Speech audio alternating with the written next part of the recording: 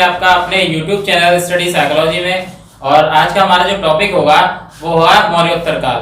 तो दोस्तों, जैसा कि आपको पता है, हम इस सेशन में हिस्ट्री के क्लासेस आपको प्रोवाइड करा रहे हैं। और हमने लास्ट क्लास में डिस्कस किया था मौर्य साम्राज्य, जिसमें चंद्रगुप्त मौर्य, दूसरा बिंदुसार और तीसरा अशोक महान को हमने डिस्कस किया था पूरे डिटेल रूप से। तो अगर आपने हमारी वो वीडियो अभी तक नहीं देखी है तो हमारी प्लेलिस्ट में जाएं और उन वीडियो को देखें और उनका अध्ययन करें। तो आज का जो हमारा टॉपिक है उसका नाम है मौर्योत्तर काल। दोस्तों, मौर्योत्तर काल का मतलब क्या है? मौर्योत्तर काल का मतलब जो समाज था, मौर्य साम्राज्य के बाद जो काल आया उसको हम मौर्योत्तर काल कहते हैं, ध्यान रखना। अब इसका उदय कैसे हुआ? तो दोस्तों, किसी भी राज्य के पतन के बाद किसी दूसरे राज्य का उदय होता है, साम्राज्य का उदय होता है। तो और उसके जो पतन के कुछ ना कुछ कारण रहे थे, जो हमने लास्ट क्लास में डिस्कस किए थे। फिर क्या हुआ, जब मौर्य साम्राज्य का पतन हो गया तो वहां पर राजनीतिक कारण बन गए काफी सारे। बहुत सारे लोगों ने अपना अपना प्रशासन बनाने की शुरुआत की। तो आइए डिस्कस करते हैं वो कौन कौन से कैसे कैसे कारण थे। तो मौर्योत्तर काल में हम उत्तर पश्चिमी प्रांत में बहुत सारे काल आए। इस बात को याद रखना, उत्तर पश्चिमी प्रांत में काफी सारे काल आए, यानी काफी सारे राजाओं ने अपना राजनीतिक जीवन बनाया।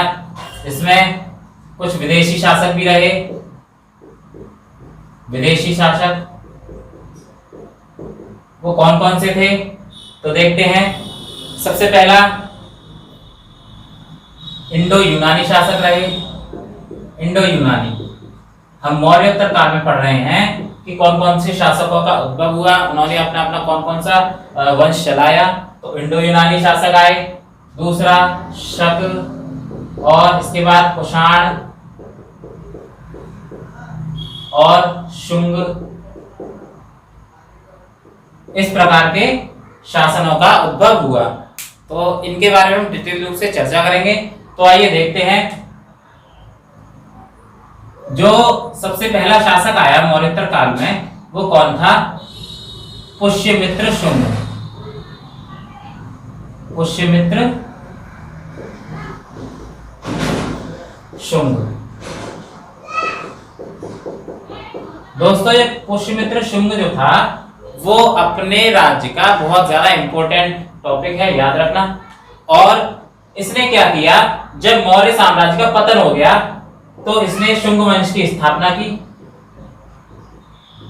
शुंग वंश की स्थापना की, याद रखना। ये कौन था? तो ये मौर्योत्तर काल मौर्य साम्राज्य में सेनापति था। कौन था? सेनापति। और इसने कैसे शुंग वंश की स्थापना की तो देखते हैं। मौर्य साम्राज्य का अंतिम जो शासक था, मौर्य साम्राज्य का अंतिम शासक, एक कमजोर शासक माना जाता है, उसका नाम था बृहद्रथ। ध्यान रखना, मौर्य साम्राज्य का अंतिम शासक जो था वो बृहद्रथ था। और इसकी हत्या की पुष्यमित्र शुंग ने। ध्यान रखना, इसकी जो हत्या की किसने की? पुष्यमित्र शुंग ने। तो जब पुष्यमित्र शुंग ने इसकी हत्या की तो फिर अपने वंश का जो शुंग वंश है उसकी स्थापना की। ठीक है दोस्तों, इतना समझ में आ गया होगा। इसके बाद हम डिस्कस करते हैं कुछ और इंपॉर्टेंट फैक्ट्स की। हमारा जो टॉपिक चल रहा है मौर्योत्तर काल में शुंग वंश है, इसको ध्यान रखना, शुंग वंश। और इसी समय काफी सारे साहित्यों की रचना हुई और स्थापत्य कला नई नई आई, ठीक है ना। और जैसे कि मनुस्मृति और विष्णु पुराण, इस प्रकार से जो रचना आई, तो ये सब शुंग वंश की देन है। और उसी समय पर मथुरा कला शैली, मथुरा, दूसरा गांधार, इस प्रकार की जो मूर्ति कला शैली का उद्भव हुआ, याद रखना। मूर्तिकला शैली का हमारा उद्भव हुआ। तो अब डिस्कस करते हैं। जो पुष्यमित्र शुंग था उसने क्या किया था, वैदरथ की हत्या की थी। तो किस समय की थी, तो ये की थी 184 ईस्वी, ध्यान रखना 184 ईस्वी में वैदरथ की हत्या की थी और पुष्यमित्र शुंग यानी शुंग वंश की स्थापना की थी। इतनी बात आपके समझ में आ गई होगी। इसके बाद बात करते हैं, जब कोई शासक अपना काल स्थापित करता है, अपना साम्राज्य स्थापित करता है, तो उसकी कोई एक निश्चित राजधानी बनाता है। तो दोस्तों जैसा कि मौर्य साम्राज्य की जो राजधानी थी वो क्या, पाटलिपुत्र थी। क्या थी, पाटलिपुत्र। और पुष्यमित्र शुंग ने क्या किया, पुष्यमित्र शुंग ने अपनी जो राजधानी बनाई वो बनाई थी उज्जैनी। उज्जैनी अपनी राजधानी बनाई थी। ध्यान रखना पुष्यमित्र शुंग की राजधानी क्या थी, उज्जैनी, जिसे पूर्व में विदिशा कहा जाता है।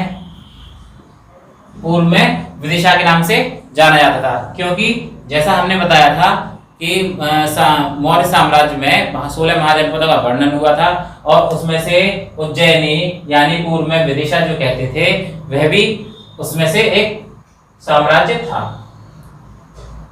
इसके बाद बात करते हैं कुछ इंपॉर्टेंट फैक्ट्स की। शुंग वंश में कुछ ग्रंथों की रचना भी हुई थी, जैसे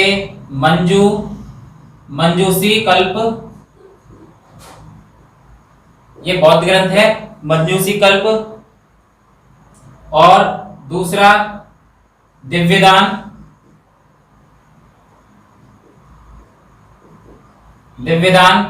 इनमें पुष्यमित्र शुंग को स्तूपों का नाश करने वाला कहा है। स्तूपों का नाश करने वाला, इस बात को याद रखना। पुष्यमित्र शुंग को स्तूपों का नाश करने वाला किसमें कहा है, तो मंजूषी कल्प में और दिव्यदान में। ये दोनों क्या है, हमारे बौद्ध ग्रंथ हैं। ये इतनी सारी बातें हमको याद रखनी है। इसके बाद अब बात करते हैं कुछ और इंपॉर्टेंट फैक्ट्स की। यहाँ पर पुष्यमित्र शुंग की जब मृत्यु हो जाती है तो उसका एक उत्तराधिकारी होता है। उत्तराधिकारी क्या था, उत्तराधिकारी, और उत्तराधिकारी जो नाम है वो अग्निमित्र को जाता है। अग्निमित्र याद रखना, पुष्यमित्र शुंग के बाद जो उसका उत्तराधिकारी हुआ उसका नाम है अग्निमित्र।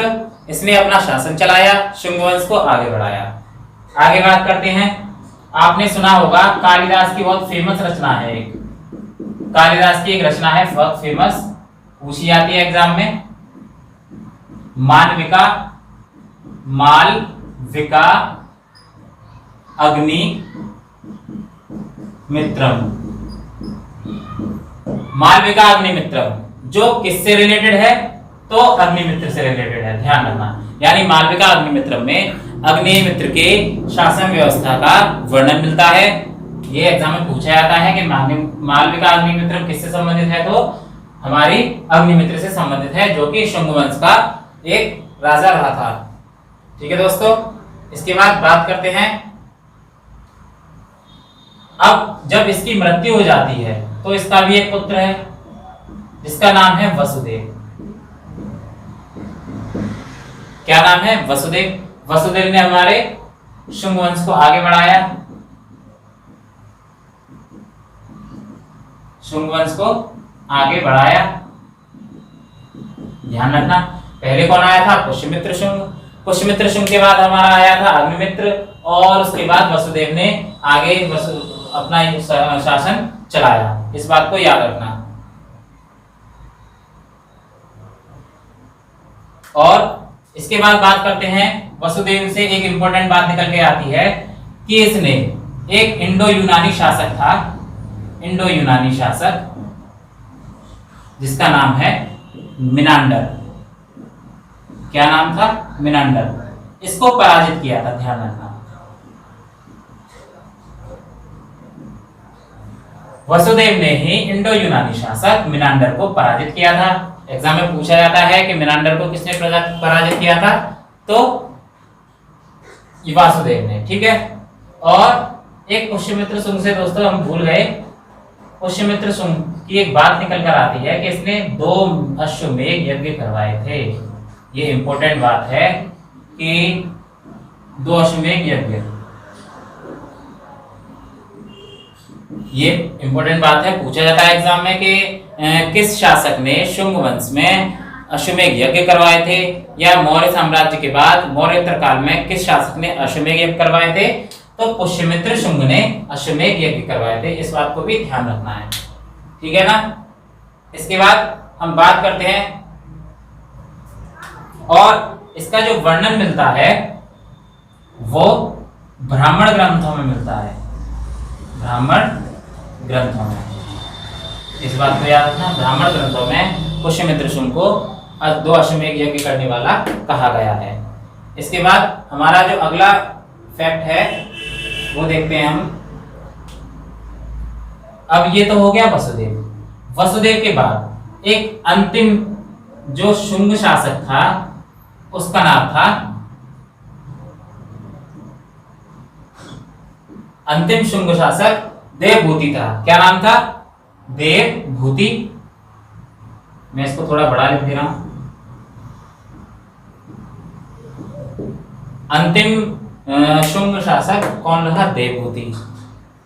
अब इसके बारे में देखते हैं, पहले मैं इसको रफ कर दे रहा हूं।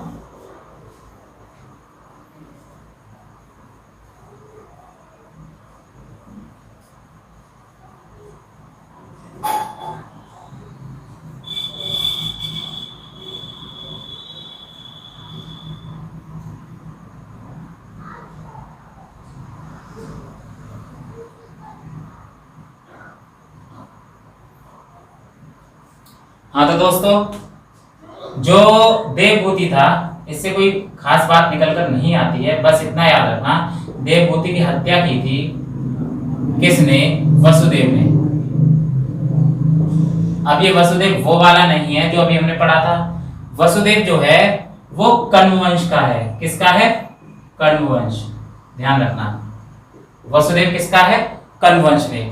कण्व वंश का जो वसुदेव है उसने देवभूति की हत्या की थी। अभी हमने थोड़ी देर पहले वसुदेव बताया था, लेकिन वो शुंग वंश से था, और ये वसुदेव जो है वो कण्व वंश का है। ये था कौन? तो ये सेनापति था। किसका सेनापति था?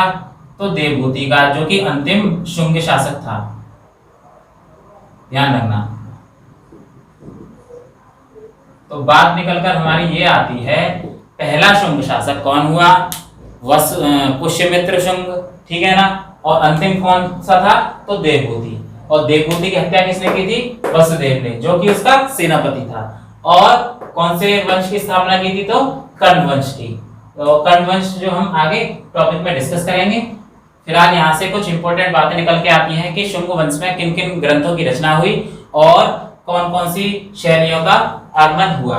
तो देखते हैं, शुंग काल में एक मनुस्मृति सुना होगा, जो हिंदू धर्म से रिलेटेड है।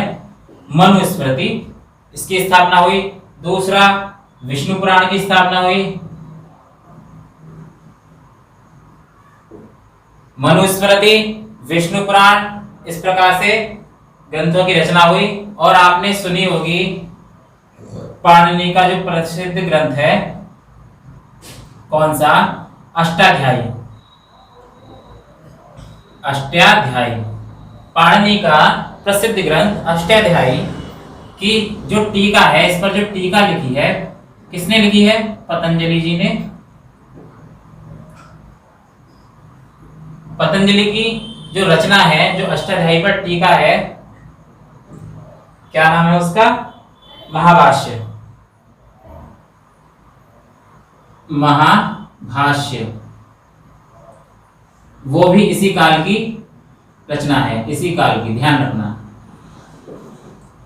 पाणिनि की अष्टाध्यायी पर जो टीका है, कौन सी? महाभाष्य, जो कि पतंजलि जी द्वारा रचित है, वो हमारे शुंग वंश में लिखी गई है। ध्यान रखना, एग्जाम में पूछ लिया जाता है कि पाणिनि की अष्टाध्यायी की रचना, यानी पाणिनि की जो अष्टाध्यायी की रचना है उसकी जो टीका है वो किसने लिखी है? तो पतंजलि जी ने लिखी है। क्या नाम है उसका? महाभाष्य। इतनी सारी इंपॉर्टेंट बात आपको याद रखनी है।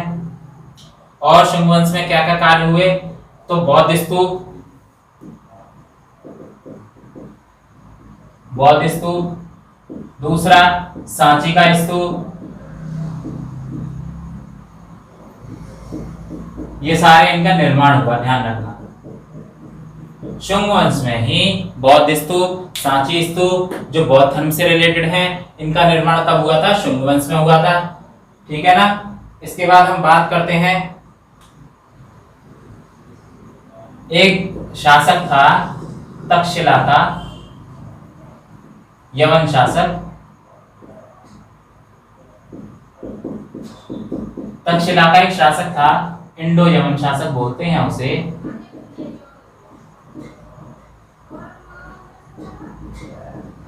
ये इंपॉर्टेंट बात निकल के आती है, उसका नाम है हेलियोडोरस। हेलियोडोरस दोस्तों याद रखना, हेरोडोटस नहीं, हेलियोडोरस। हेलियोडोरस कौन था? इंडो यवन शासक था। ठीक है ना, इसको याद रखना है आपको। इसने क्या किया? तो इसने जो गरुड़ स्तंभ है, गरुड़ स्तंभ का निर्माण कराया। एग्जाम में पूछे कि जो गरुड़ स्तंभ है वो किसने निर्माण कराया? तो हेलियोडोरस ने। कौन था ये? इंडो यवन शासक था। कहां पर किया? तक्षशिला में। ये सारी बातें जोड़ के याद करनी है आपको। और एक और बात, कहां पर किया था? तो बेसनगर में। बेसनगर में। तक्षशिला का शासक इंडो यवन शासक था। कौन था? हेलियोडोरस। हेलियोडोरस ने क्या किया? गरुड़ स्तंभ की निर्माण कराया, जो कि कहां पर है? बेसनगर में। ठीक है ना। तो ये हमारे सारे इंपॉर्टेंट फैक्ट्स आपने देखे हैं, और ये जितने भी मैंने ज्यादा जो इंपॉर्टेंट चीजें हैं वो आपको डिस्कस की हैं, तो इनको आपको याद करना है, रिवीजन करना है। तो दोस्तों आपको अगर वीडियो पसंद आई हो तो इसे ज्यादा से ज्यादा लाइक जरूर करें और चैनल को सब्सक्राइब जरूर करें और अपने दोस्तों के साथ शेयर करें। Thank you.